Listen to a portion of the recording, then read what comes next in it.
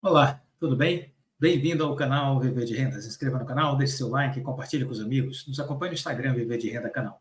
Bom, no vídeo de hoje nós vamos falar sobre a perspectiva que nós temos de um aumento do movimento no mundo inteiro de fusões e aquisições. As gigantes por todos os cantos do mundo vão estar olhando para as oportunidades de mercado. Veja, por exemplo, o início do ano, como se comportaram as empresas do mercado farmacêutico nos Estados Unidos. Veja essa notícia, por exemplo. Gigantes farmacêuticas iniciam o ano com onda de compras 6,4 bilhões de dólares em apenas um dia em transações, né? Então, as empresas buscam novas receitas em um momento em que seus campeões de vendas começam a perder força. Na primeira semana cheia de 2024, em janeiro, mais de 6,4 bilhões de dólares em aquisições foram realizados no setor farmacêutico. Os acordos incluem a compra da fabricante de medicamentos contra o câncer, Harpoon Therapeutics, pela Merck, por 680 milhões de dólares. A aquisição da fabricante de dispositivos Axonics pela Boston Scientific por 3,7 bilhões de dólares. O acordo de 2 bilhões de dólares da Johnson Johnson para comprar a Amberx Biopharma de medicamentos também para o tratamento de câncer. As grandes empresas farmacêuticas estão ávidas por novas receitas em um momento que seus campeões de venda começam a perder força ou as patentes exclusivas estão perto de se encerrar. O final de 2023 trouxe um frenesi de negócios de biotecnologia, com empresas farmacêuticas para perda de peso e tratamentos direcionados ao câncer sendo os mais procurados. Em alguns casos, os fabricantes de medicamentos estão a pagar mais do que o dobro do preço das ações de uma empresa para garantir terapias promissoras. É uma grande reviravolta em relação ao ano passado, quando as empresas estavam demitindo funcionários e cortando custos. A maioria dos investidores aplaudiu os negócios e as expectativas de grandes aquisições continuam em alta. Então está aí, mercado em efervescência. Será que isso só vai acontecer nos Estados Unidos? Veja vocês, fusões e aquisições iniciam o ano com embalo e devem superar em 2024 250 bilhões de reais. A queda dos juros nos Estados Unidos e no Brasil apresentaram uma boa perspectiva para os negócios de fusões e aquisições esse ano. O mercado já deu sinais de maior aquecimento nos primeiros dias de 2024, com o anúncio da transação entre Sequoia e Move3, criando uma gigante de logística e do negócio entre Bimob e a Nomo na área de telecomunicações. Trata-se de indicações de que operações represadas já voltam a ser trabalhadas, na expectativa de que o custo de capital diminua e ajude a criar negociações mais equilibradas. Nossos processos voltaram a andar com o cenário de juros menores. A tendência é de aumento nas transações de fusões e aquisições este ano, disse o diretor do Bradesco BBI, Felipe Tucci. Os números de operações em 2023 foram limitados pela volatilidade da Bolsa e a queda no valor das empresas. Nas contas do Bradesco, o volume deve fechar o ano passado em torno de 250 bilhões de reais. Para 2024, a estimativa é que o mercado volte aos níveis de 2019, ou seja, na casa dos 450 bilhões de reais. 450 bilhões de reais. O chefe de investimento do Citibank no Brasil, Eduardo Miras, acrescentou que o seu pipeline de empresas interessadas em realizar operações tem crescido nos últimos 2 meses, com transações que voltaram e outras novas que surgiram. O pano de fundo da retomada desse interesse por investimento tem a ver com o início do ciclo do corte de juros mas também com um cenário de menor turbulência no campo político e de mais visibilidade macroeconômica. No exterior, as incertezas sobre os desdobramentos de conflitos geopolíticos estão mais controladas. Segundo o diretor do Itaú BBA, Roderick Grenlis, houve uma queda tanto em volume de transações quanto em número de negócios em 2023. E isso tende a ser transformado este ano.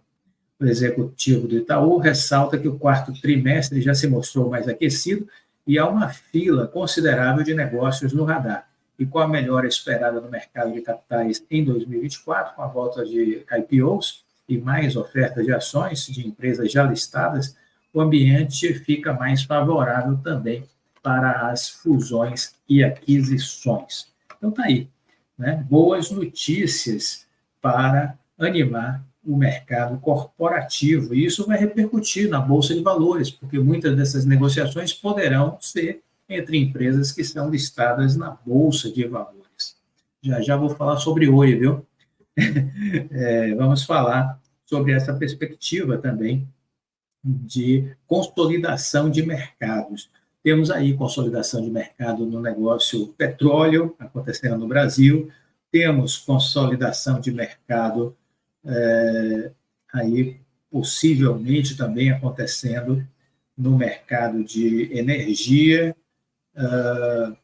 na parte de mineração, há perspectivas também, enfim, temos um cenário muito promissor para este ano de 2024. Quem acredita de que tudo vai piorar, lamento informar, não é por aí que a banda vai tocar. O BNDES também, agora, no início de janeiro, aprovou 10 bilhões de reais em crédito para a Embraer. E isso tem a ver com o apoio às exportações de aeronave da Embraer. O banco informou ter aprovado e contratado 7 operações com financiamento de até 10 bilhões de reais às vendas da fabricante brasileira de aviões para o exterior. O apoio do BNDES permitirá a produção e entrega de 67 aeronaves comerciais até 2025. Certo? Então, está aí. Eu vejo um cenário promissor. Eu vejo um cenário positivo, certo? O que mais eu gostaria de comentar com vocês? Tem um outro assunto que acho que é interessante para a gente compartilhar.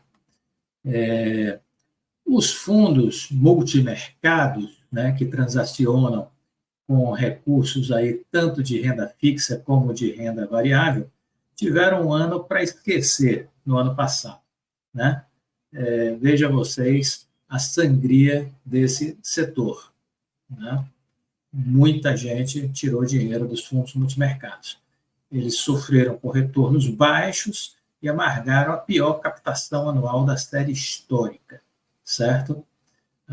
A falta de uma tendência mais clara de alocação no cenário e a entrada mais tardia em algumas classes de ativos afetaram em cheio o retorno dos fundos multimercados em 2023. De 11 subclasses de fundos analisados, apenas 2 apresentaram retorno médio acima do CDI, que é a taxa de referência, né? Multimercados capital protegido tiveram ganhos de 18,35%, multimercados long and short direcional tiveram rentabilidade de 13,8%, ambas acima dos 13% do CDI no período. Ao longo de 2023, a subclasse mais afetada foi a multimercados e investimentos no exterior, com uma média aí de 9,14% de ganho. Então, o produto foi muito, a opção de investimento foi muito comprometida e os saques foram relevantes. O saque no total de 2023 dos fundos multimercados chegou a impressionantes 134 bilhões de reais no acumulado do ano. Em final de novembro, eu já vinha comentando isso com o pessoal que faz mentoria comigo, já estava em 90 bilhões de reais os saques dos fundos multimercados. Cresceu ainda mais em dezembro e chegou aí a 134,3 bilhões no acumulado do ano. Foi o pior volume de resgates líquidos para um ano desde o começo da série histórica, que foi iniciada em 2002. Então, está aí. Enquanto isso, a renda fixa cresceu, o volume de recursos em renda fixa ultrapassou aí 2 trilhões de reais. Pessoas acreditando que a renda fixa é o melhor ambiente para colocar o seu dinheiro. Quem acreditou nisso deixou o seu dinheiro de fora da bolsa sem aproveitar excelentes oportunidades que tivemos, né? Em especial aí os crescimentos que tivemos aí exponenciais em novembro e dezembro, com ganhos realmente muito positivos na Bolsa de Valores, né? Os juros nos Estados Unidos e as reformas prometem renovar o interesse dos estrangeiros na Bolsa de Valores. Lembrando que eles chegaram a 45 bilhões no ano que passou, de saldo positivo, mas ainda distante de 2022, por exemplo, quando chegou a 100 bilhões, 101 bilhões de reais. Né? Os analistas afirmam que a expectativa de queda dos juros nos Estados Unidos e o avanço das pautas relacionadas à economia no Brasil vão favorecer o fluxo de capital estrangeiro para este ano. A entrada de capital externo na Bolsa deve continuar em 2024, refletindo o início do corte de juros nos Estados Unidos, que vai gerar muita liquidez para a Bolsa americana e dos mercados emergentes. Aqui nos emergentes, Brasil e México se destacam e Brasil é mais relevante. A percepção de que, nesse ambiente, as empresas podem reportar balanços melhores, considerando também a continuidade da queda da nossa Selic, né, com margens menos comprimidas, e, obviamente, barateando as suas dívidas, pagando menos pelo carrego de dívida nas alavancadas. A queda da Selic ajuda também na melhoria do consumo, a gente vai ver um índice de consumo para cima, e tudo isso vai fazer com que a rentabilidade aumente, a gente vai ver resultados já no quarto trimestre, que estão sendo divulgados, do quarto trimestre, do primeiro TRI, segundo TRI, a gente vai ver resultados muito melhores nessa série aí de balanços divulgados aí agora em 2024, né? O que mais a gente poderia destacar? Segundo Wesley Bernabé, da BB Investimentos, a tese principal deles é de que haverá fluxo de recursos estrangeiros para a Bolsa em ascensão neste ano. A entrada de capital externo ganhou força em novembro com a leitura dos mercados do fim de ciclo de alta de juros. Esse assunto a gente explorou largamente na nossa mentoria e antecipamos essa discussão na mentoria desde setembro, mais ou menos, a gente começou a falar sobre isso. E aí a gente viu essa pernada de alta na Bolsa, que já foi consequência da certeza de que os juros ficariam estacionados ali no patamar entre 5,25 e 5,50 nos Estados Unidos, né?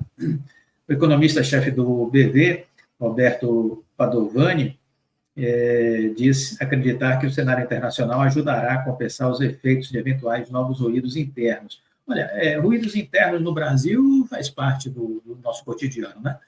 Sempre vai haver ruídos, ainda mais no nosso governo de esquerda, né? Os ruídos são constantes, porque existe uma base que eles precisam fazer discursos para essa base que acredita no mundo com ideias esquerdistas, né? Só que o presidente é mais pragmático, o presidente Lula, e temos um Congresso de centro-direita, que é mais pragmático ainda que o presidente. Então, nesse sentido, tudo que for bom para melhorar a situação do país será aprovado, tudo que não for será rejeitado. É assim que a gente está vendo a presidência do Arthur Lira e do Rodrigo Pacheco, mais ainda do Arthur Lira, porque ele é um rolo compressor, é um trator e tem se comprometido realmente com uma pauta de projetos estruturais, estruturantes, e estejamos de olho na reforma administrativa, que ele já disse que vai votar a reforma administrativa. Olhando o ritmo das economias dos Estados Unidos e China, Jansen Costa, da Fatorial Investimentos, se diz cautelosamente otimista em relação ao fluxo estrangeiro na Bolsa. As empresas exportadoras poderiam sofrer em caso de esfriamento da atividade no exterior, há sinais de arrefecimento da economia chinesa, mas ele descarta qualquer tipo de desaceleração abrupta. Não, a gente não tem mais esse perigo, China está se ajustando, China está investindo para poder voltar a crescer num nível mais acelerado. Acredito que aquele crescimento de 2 dígitos, pelo menos no horizonte de curto prazo, médio prazo, não veremos, mas a China está se ajustando, é nisso que eu acredito. Né? Então, eu não apostaria contra a China, entendeu? Assim como não se deve apostar contra os Estados Unidos. É a maior economia do planeta, viu? Não dá para bater de frente com essa economia, né?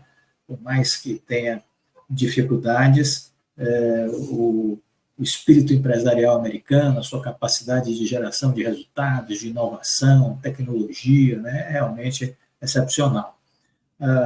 Aqui no Brasil, os analistas dizem que o mercado vem avaliando como positiva a aprovação da reforma tributária. Teve também aí, no fim de dezembro, a Standard Poor's elevou o rating de escala de longo prazo do Brasil, de BB- para BB, manteve perspectiva estável, dizendo que a proposta marca um progresso na questão fiscal nacional, a reforma tributária, né? E o país está, vamos dizer assim, próximo de chegar ao grau de investimento. É preciso mais uma elevação nas 3 principais agências de classificação de risco, a Standard Poor's, a Fitch e a Moody's, todas precisam fazer mais uma movimentação, elevando a nota do Brasil, para o Brasil ficar, então, na porta do grau de investimento. Aí uma segunda elevação já nos coloca em grau de investimento. Então, é isso que nós temos que entender. Clóvis, você acredita que isso vai acontecer quando? Minha perspectiva é para 2026, nessas 3 agências. Só que existe uma outra, chamada Austin Rating.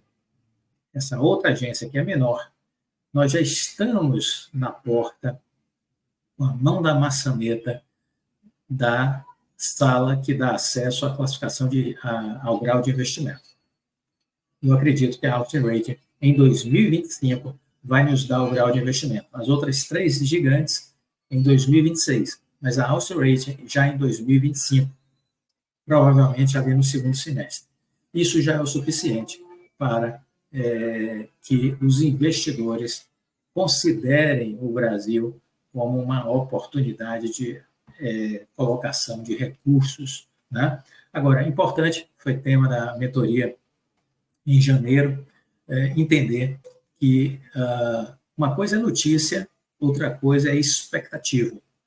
E aí, se você for analisar a série histórica do Ibovespa, ver quando a gente teve o grau de investimento, você vai perceber que a antecipação faz toda a diferença. O posicionamento antes da notícia faz toda a diferença. Quer entender mais a respeito disso? Venha para a nossa mentoria. Venha fazer a nossa mentoria, porque você vai entender isso e muito mais. E assim, a seleção de empresas também, que é um estudo mensal que você tem acesso, uma análise de cenários do exterior, do Brasil, sobre estratégias, eu falo do meu portfólio, eu falo das empresas que eu estou estudando, explico, e isso também lhe ajuda na sua tomada de decisão. Apesar dos ruídos políticos que geram instabilidade na relação entre Congresso e governo, nós tendemos aí a ver uma evolução na economia brasileira, dizem os analistas. Claro que ainda existe o risco, que é o considerado principal, que é o risco fiscal, mas nós não estamos vendo nada com muito potencial para atrapalhar as perspectivas positivas do país, diz Alexandre Matias, estrategista da Monte Bravo. Eu acredito nisso também. Né? Os ruídos políticos fazem parte, eles vão estar sempre acontecendo, mas tudo vai terminar bem. Sobretudo porque eu gosto dessa dobradinha, dessa valsa que está sendo dançada pelo Fernando Haddad e pelo Arthur Lira. Estão em boa sintonia, trabalhando para o bem do nosso Brasil. Então, o Banco Central, segundo os analistas, vem mantendo aí a perspectiva para o ritmo de corte da Selic. A gente já tem aí contratado dois cortes de 0,50, então podemos já pensar em Selic em 10,75, né? e tem o consenso do Boletim Focus apontando para 9% no final do ano, mas já temos uma casa de análise aí de investimento falando em 8%. É a primeira que eu vi falando sobre isso, foi assunto da nossa mentoria também, falando em 8%. Isso é bom, porque desde o ano passado eu falo em 8%, que eu não consigo enxergar uma outra ideia que não seja esses 8% para a Selic no fim deste ano. Um outro artigo que me chamou a atenção foi exatamente um comentário de um economista sobre o rally da Bolsa versus a percepção do investidor comum. Isso é muito bacana, eu queria compartilhar com você, que faz parte desse imaginário aí do investidor comum. Ele disse assim, o índice Bovespa avançou 22% em 2023, um desempenho que quase ninguém imaginava. Muita gente deve bater as mãos na cabeça e dizer, como eu fui perder mais essa? Ao longo de 23, os tais analistas financeiros insistiram em recomendar aplicações de renda fixa, alegando 3 principais razões. A de que os juros continuavam muito altos, portanto, sugeriam aplicações em juros, a economia do país enveredava em direção a um enorme rombo fiscal e, portanto, afugentaria aplicadores de risco, e a de que as empresas com ações em bolsas apontavam para resultados fracos. Ou seja, o maior apetite pela tomada de risco surpreendeu 10 em cada 10 analistas do mercado financeiro e os seus coligados. Certos fatores, então, ignorados, favoreceram a esse salto da renda variável. O primeiro foi a recuperação dos preços das ações, quase que por inércia, que veio depois da paradeira ou queda dos negócios produzidos pela pandemia. O segundo foi que, mal ou bem, depois de tantos anos, o Congresso voltou a uma reforma tributária que tende a destravar muitos negócios no país. E terceiro, o início efetivo do corte de juros. Um dos principais erros dos analistas do mercado financeiro é sempre tentar enquadrar os investidores em perfis rígidos, como conservador, moderado ou arrojado. Essa classificação pode proporcionar conforto para os bancos, sempre dispostos a repassar no atacado algumas dicas de boas aplicações, entre aspas. Mas não é adequada para o cliente, que pretende tirar o melhor proveito do comportamento do mercado. Do ponto de vista técnico, o investidor deve ser mais agressivo quando o mercado está propenso ao risco e recuar para um comportamento conservador quando as turbulências passam a prevalecer. Mas essa capacidade de estar sempre pronto a mudanças súbitas de posição não serve para as pessoas comuns, que não dispõem nem de tempo nem de conhecimento aprofundado para acompanhar diariamente a evolução dos mercados e, ao mesmo tempo, não conseguem ter agilidade para mudar de posição na hora certa. Por isso, a importância de fazer a mentoria comigo, por isso, a importância de ser assinante da seleção de empresas. São instrumentos que ajudam a você que tem dificuldade, né, de acompanhar o mercado, de mudar de estratégia, de posicionamento, né? Os nossos produtos ajudam você na tomada de decisão. O que se pode dizer é que, sem correr algum risco, o retorno de uma aplicação financeira será sempre baixo. Por isso, se é para incrementar o patrimônio, é preciso disposição para navegar em alto mar. Mas quem aplica em renda variável e perde o sono, a cada soluço da bolsa tem 3 opções. Ou aceita que sempre pode perder alguma coisa, e nesse caso não tem de limitar o seu risco, ou combate a perda de sono com soníferos à moda antiga, contando os saltos de carneirinho sobre um cercado e tomando certa dose de maracujina, ou simplesmente não sai para enfrentar esse tipo de ventania. Eu costumo dizer que tem gente que não é feita para a bolsa, então tem que ficar fora dela.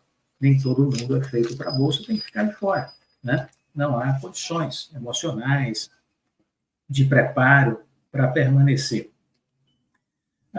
O César Masri, ele disse o seguinte: o Brasil vai atrair estrangeiros, mas ele acredita que a Ásia será um ponto de destaque de atração dos investidores também. Ele é chefe de mercados emergentes e investimentos globais do Goldman Sachs. Trabalha no banco como analista desde 2005 e ele disse o seguinte: nosso cenário base estima um ambiente mais favorável ao apetite de risco nos emergentes. Esperamos que o dólar recue de suas máximas e que o Federal Reserve corte a taxa de juros umas 5 vezes ao longo de 2024, a um ritmo de 0,25 a cada corte. Porém, um dos ingredientes importantes é que está ainda em falta é a melhoria do diferencial de crescimento entre as economias emergentes e as desenvolvidas. Não esperamos uma melhoria significativa de crescimento dos emergentes em 2024. Considerando o Brasil, nós destacamos que ele realmente tem vantagens entre outros mercados emergentes por vários fatores. É um mercado de ações diversificado e não concentrado em apenas um ou dois setores. O Banco Central avançou no ciclo econômico, isso já gerou um desempenho superior significativo do Brasil.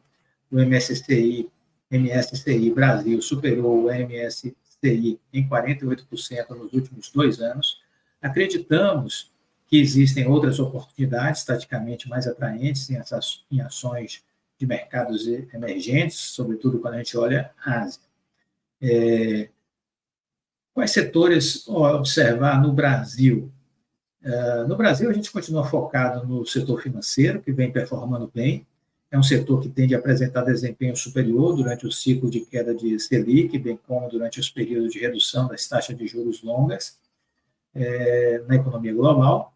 A queda da taxa dos Estados Unidos tem sido útil para os ativos de mercados emergentes, particularmente através da perspectiva de um dólar mais fraco. Há margem para que esse alívio continue, mas pensamos que será difícil para o mercado precificar mais cortes do Fed puramente numa perspectiva de desinflação. A história sugere que cortes mais significativos tendem a ser precificados quando o mercado está preocupado com o crescimento. Esse ambiente não seria útil para os ativos brasileiros emergentes. Com relação ao Ibovespa, ele disse o seguinte: a nossa expectativa é mais focada nos riscos descendentes, estamos menos preocupados com os riscos de uma aceleração da inflação, uma visão que aumentou nos mercados nas últimas semanas, mas ainda há riscos negativos para o crescimento global. Os potenciais cortes dos juros nos Estados Unidos e no Brasil não são suficientes para compensar uma grande surpresa negativa de crescimento. Então, está aí a visão do executivo do Goldman Sachs. Eu entendo que a gente vai ter aí surpresas, eu diria, positivas, no que diz respeito à economia brasileira. Muitos estão apostando